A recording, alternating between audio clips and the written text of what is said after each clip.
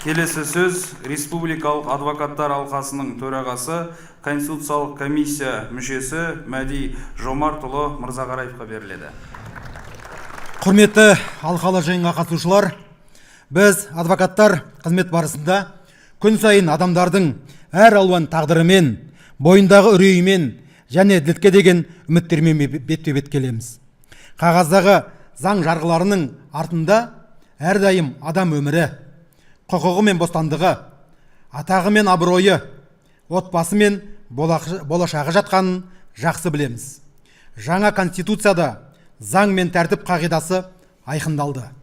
Бұл еліміздің барлық құқықтық жүйесін қамтитын құндылықтардың жиынтығы.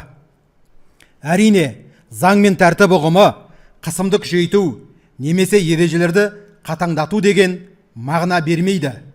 Ең әуелі заңды құрметтеу, заң алдында теңдік деген сөз. Бұл қағида құқықтарды қорғауға нақты кепілдік беруді қамтамасыз ету мақсатында туындаған. Яғни, сізді полиция ұстаса, дереу оның себебі мен өз құқықтарыңызды түсіндіруге міндетті. Бұл норма азаматтардың негізгі кепілдіктерін нақты айқындайды. Атап айтқанда, білікті заң көмегін алу құқығы, өзін қорғау құқығы, күнәсіздік презумпциясы, адамды өзіне немесе жақын туыстарына қарсы айғақ беруге, мәжбүрлеуге тыйым салу деген сияқты. Адвокат үшін бұл жай қағида емес, заң мен заңсыздықтың аражігі болып саналады. Егер азаматтарға өз құқықтары дер кезінде түсіндіріліп, қорғаушы кедергісіз іске кірісі, сот күнәсіздік презумпциясын сақтаса, жүйе заңға сай, жүйелі жұмыс істей бастайды.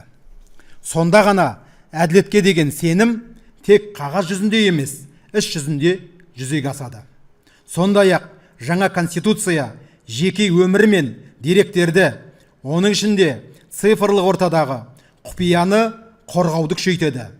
Бұл әсіресе қазіргі таңда өте маңызды. Адвокаттар қоғамдық жүйедегі тепе-теңдікті сақтап, заң ережелерінің бұзылмауын сақтауға ат салысады. Осы салада ұзақ жыл қызмет істеген маман ретінде айтайын, еліміз үшін жаңа конституцияның маңызы да, мәні де ерекше. Еліміздің құқықтық жүйесіндегі үлкен бетбұрыс, жарқын қадам дер едім. Біз, адвокаттар, осы заңның мән маңызын өңірлерде азаматтарға түсіндіру жұмыстарын жүргізуге дайынбыз. Барша халықты ата заңымыздың жаңа жобасын қолдауға шақырамын. Назарларыңызға рахмет. Рахмет, Мәди Жомартұлы.